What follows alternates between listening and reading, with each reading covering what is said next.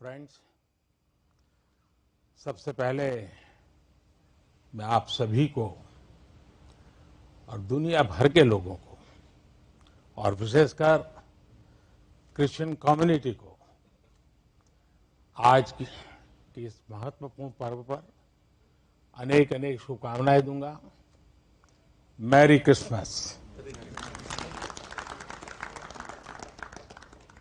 ये मेरे लिए बहुत सुखद है कि स्पेशल और सेक्रेड अवसर पर आप सब मेरे निवास स्थान पर आए हैं। जब इंडियन माइनॉरिटी फाउंडेशन ने ये प्रस्ताव रखा था कि हम सब मिलकर क्रिसमस मनाए, मैंने कहा क्यों न मेरे यहां मनाए, और उसी में से ये कार्यक्रम बन गया। तो मेरे लिए बहुत खुशी का अवसर है। अनिल जी ने मुझे बहुत मदद की, मैं उनका विशेष रूप से आभारी हूं। इस पहल के लिए मैं माइनॉरिटी फाउंडेशन का भी बहुत आभारी हूं। क्रिश्चियन कम्युनिटी के साथ तो मेरा संबंध कोई नया नहीं है, बहुत पुराना बड़ा आत्मीय नाता रहा है और बड़े वार्म रिलेशंस रहे हैं। गुजरात का सीएम रहने के दौरान मैं ईसाई समुदाय और उनके लीडर्स के साथ अक्सर मेरा मिलना जुलना रहता था, और मैं मणिनगर जहां से चुनाव लड़ता था वहां बहुत बड़ी मात्रा में आबादी भी है और इसके कारण मेरा स्वाभाविक नाता रहता था। कुछ ही वर्ष पहले मुझे द होली पोप से मिलने का भी सौभाग्य मिला था। वो वाकई मेरे लिए बहुत ही यादगार पल था। हमने इस धरती को बेहतर जगह बनाने के लिए social harmony, global brotherhood, climate change और इंक्लूसिव डेवलपमेंट ऐसे कई विषयों पर और लंबे समय तक बैठ करके बातें की थी। फ्रेंड्स, क्रिसमस वो दिन है जब हम जीसस क्राइस्ट के जन्म को सेलिब्रेट करते हैं। ये उनकी लाइफ मैसेज और वैल्यूज को भी याद करने का अवसर है। जीसस ने करुणा और सेवा के मूल्यों को जिया है। उन्होंने एक ऐसा समाज बनाने के लिए काम किया जिसमें सबके लिए न्याय हो और जो समाज समावेशी हो, इंक्लूसिव हो। हमारे देश की विकास यात्रा में यही मूल्य एक गाइडिंग लाइट की तरह हमें रास्ता दिखा रहे हैं। साथियों, समाज जीवन की अलग अलग धाराओं में हम ऐसे कई समान मूल्य दिखते हैं जो हम सबको एकजुट करते हैं।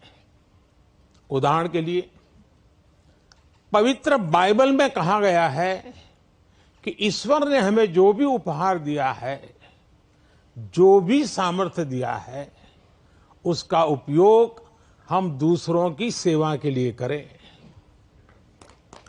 और यही तो सेवा परमो धर्म है। द होली बाइबल में सत्य को बहुत महत्व दिया गया है और कहा गया है कि सत्य ही हमें मुक्ति का मार्ग दिखाएगा। और संयोग देखिए, सभी पवित्र उपनिषदों ने भी अल्टीमेट ट्रूथ को जानने पर फोकस किया है ताकि हम स्वयं को मुक्त कर सकें। हम अपने साझा मूल्यों और हमारी साझी विरासत पर फोकस करके एक साथ आगे बढ़ सकते हैं। 21वीं सदी के आधुनिक भारत के लिए ये सहयोग, ये सामंजस्य, सबका प्रयास की ये भावना भारत को नई ऊंचाई पर ले जाएगी। साथियों, द होली पोप ने अपने एक क्रिसमस एड्रेस में ईसा मसीह से प्रार्थना की थी कि जो लोग गरीबी खत्म करने में जुटे हैं उन्हें उनका आशीर्वाद मिले। वो मानते हैं कि गरीबी व्यक्ति की गरिमा को चोट पहुंचाती है।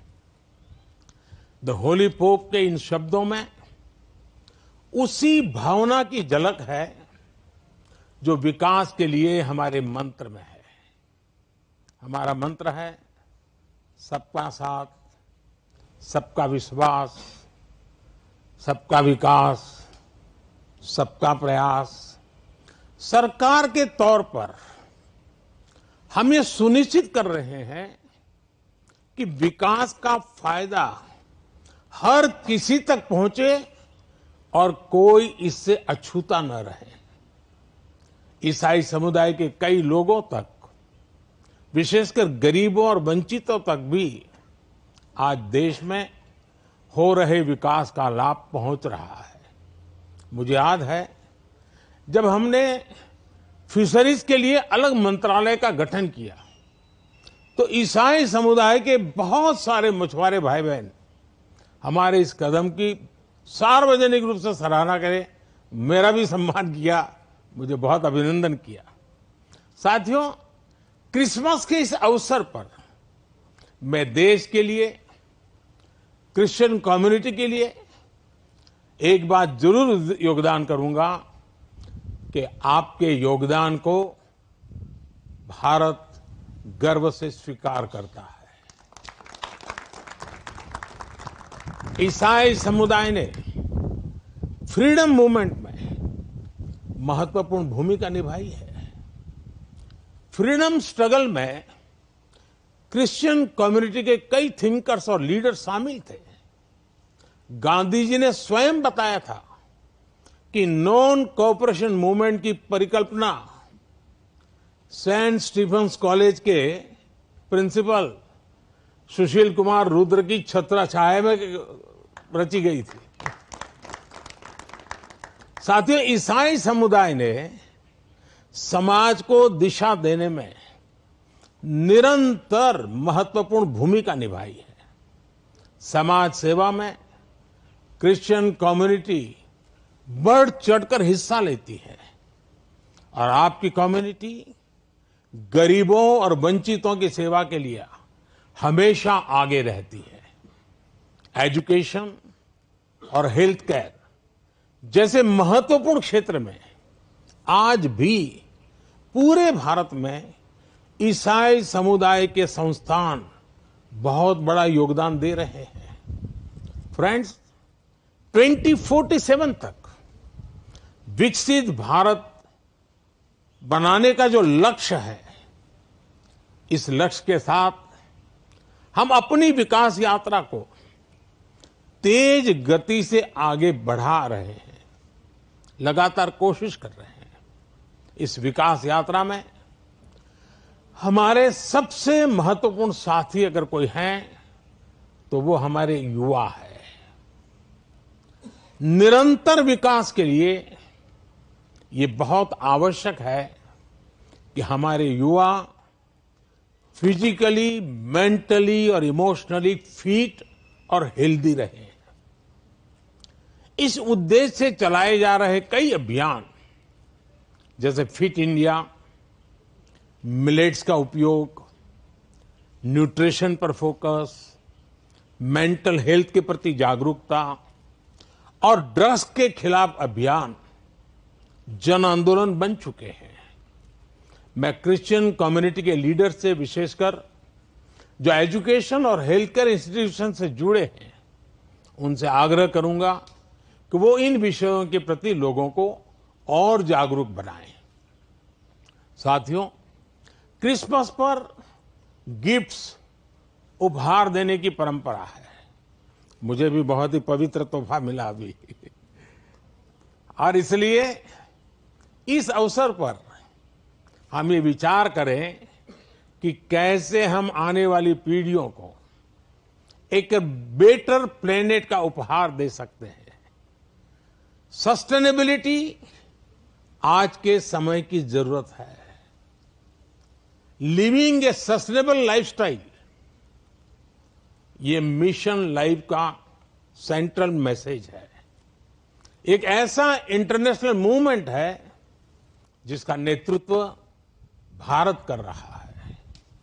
ये अभियान प्रो प्लैनेट पीपल को प्रो प्लैनेट लाइफस्टाइल अपनाने के लिए प्रेरित करता है।